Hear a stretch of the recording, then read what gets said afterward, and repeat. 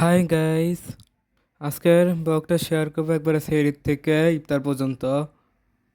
তো সেহরিতে উঠে গেলাম, উঠে হচ্ছে এখন ব্রাশ করে নেব।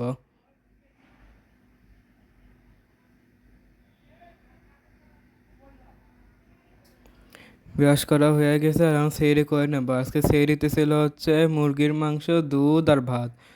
সেহরি খাওয়া শেষ, নামাজ পড়াও শেষ, এখন হচ্ছে আমি আবারও শুয়ে পড়বো। তো এখন লাইট টাইট বন্ধ করে ডিম লাইট একটু জ্বলাই নিই। সকালে দেখা হচ্ছে। তো সকাল হয়ে গেছে আর দেরি করে উঠছি। এখন হচ্ছে দুধ দিয়ে দিচ্ছি এটার, কারণ হচ্ছে ক্ষীর বানাবো। আর আমার এই ক্ষীরটা খেতে অনেক ভালোই লাগে রোজা রেখে ইফতারের সময়। তো এই ক্ষীর মিক্সটা দিয়ে দিচ্ছি, আর এই ক্ষীর মিক্স দিয়ে ক্ষীর বানানো অনেক সহজ।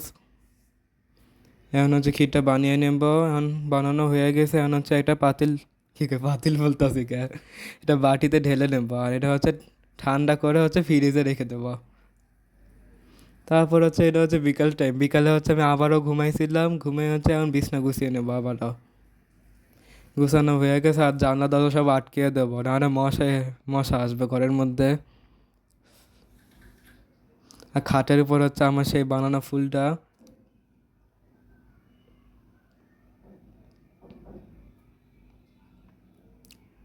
তো দরজা লাগানো হয়ে গেছে, এখন হচ্ছে আমি আসরের নামাজটা পড়ে নেব।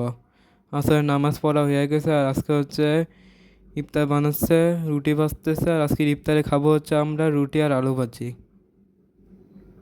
ইফতারের টাইম হয়ে গেছে, এখন হচ্ছে আমি শরবত বানিয়ে নিচ্ছি, ঠান্ডা পানিতে আজকে শরবত বানাচ্ছি।